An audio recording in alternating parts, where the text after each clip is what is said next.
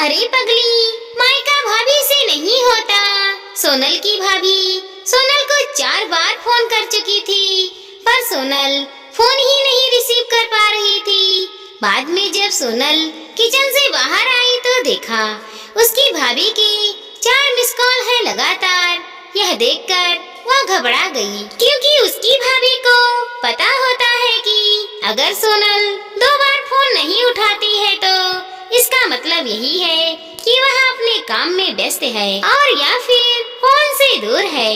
अब सोनल का मन घबरा रहा था, क्योंकि भाभी के 4 फोन लगातार आने से उसे टेंशन हो गई थी, क्योंकि सोनल की मम्मी की तबीयत इन दिनों ठीक नहीं चल रही थी।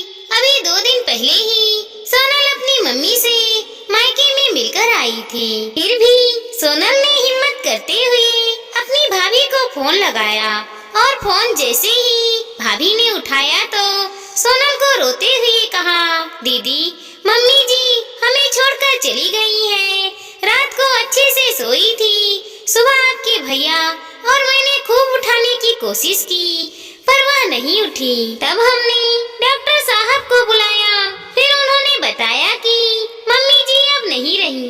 दीदी आप जल्दी से घर आ जाओ। इतना सुनते ही सोनल की आंखों से आंसू बहने लगे। पापा तो पहले ही उसे छोड़कर जा चुके थे और अब उसकी माँ भी नहीं रही। सोनल तो बिल्कुल बेहाल हो चुकी थी।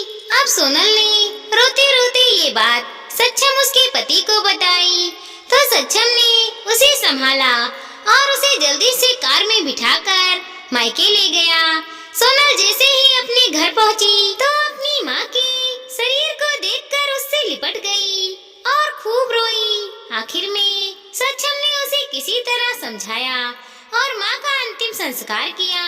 सारे विधि विधान होने के बाद भी सोनल की रुलाई रुकी नहीं रही थी। उसे माँ की बहुत याद आ रही थी। तब सोनल की मौसी ने उसके आंसू पोंछे और उसे संभाला और कहा, सोनल बेटा ऐसे दुखी मत हो। दीदी नहीं रही तो क्या हुआ, मैं हूँ ना तेरी मौसी। मेरा घर भी तेरा मायका है। तेरा जब मन करे तब आ जाना अपनी मौसी के पास। वैसे कहते भी तो है ना, मौसी मतलब माँ जैसी। बेटी मैं तेरा दर्द समझ सकती हूँ, क्योंकि तेरे पापा तो पहले ही तुझे छोड़कर जा चुके हैं और आज दीदी भी चली गई। कहते हैं ना कि माँ के जाने के बाद तो लड़कियों का मायका ही छूट जाता है। यह भाभी तो बस दुनिया को दिखाने के लिए नाम का रिश्ता होता है, क्योंकि मायका तो माँ से ही होता है। सोनल भी मन ही मन में सोचने लगी कि शायद मौसी ठीक ही तो कह रही है और वह मौसी से लिपटकर जोर जोर से रोने लगी और कहने लगी, क्या मौसी मेरा भी मायका अब नहीं रहा। तभी सोनल की भाभी दूर बैठी दोनों की बातें सुन रही थी। पहले तो भाभी ने सोनल को चुप करवाया और फिर से उसे दिलासा दी। फिर भाभी ने मौसी से कहा कि मौसी जी आपने ऐसे कैसे कह दिया कि मायका केवल माँ से ही होता है। मैं मानती हूँ कि माँ का स्थान कोई नहीं ले सकता, लेकिन अभी दीदी के भैया भाभी जिंदा हैं और जब तक हम हैं दीदी का मायका हमेशा बना रहेगा। मैं पूरी कोशिश करूँगी दीदी को मम्मी जी की तरह प्यार और सम्मान देने की, और दीदी जब चाहे तब यहाँ आ सकती है।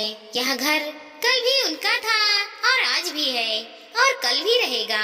मौसी जी मैं भी एक लड़की हूँ और मेरा भी मायका है और मैं अच्छे से जानती हूँ कि हम बेटियों के लिए मायका कितना महत्वपूर्ण होता है। मौसी जी आप दीदी को अपने घर जरूर बुलाइए, पर उन्हें अपने भाभी भैया के प्यार से दूर मत कीजिए। तभी मौसी ने कहा, बहू आज के जमाने में तेरी जैसी सोच रखने वाली भाभी बहुत कम मिलती हैं। मुझे माफ कर दे, मैंने सोनल को गलत राह दिखाई। तभी सोनल अपनी भाभी के गले लग गई और बोली, भाभी आज आपने मुझे विश्वास दिला दिया कि भाभी भी माँ के समान होती है और मैं संतुष्ट हूँ कि जब तक आप और भैया हो मेरा मायका सदा बना रहेगा। और किसी ने कहा है ना कि भाभी माँ के समान होती है। आज आपने मुझे इस बात का विश्वास भी दिला दिया है। दोस्तों, भाभी जब माँ बन जाती है तो खुशी दुगना हो जाती है। दोस्तों, हमारी इस छोटी सी कहानी को लाइक करें, शेयर करें और सब्सक्राइब करें। साथ ही साथ मिलते हैं अगले वीडियो के साथ। तब तक के लिए धन्यवाद दोस्तों।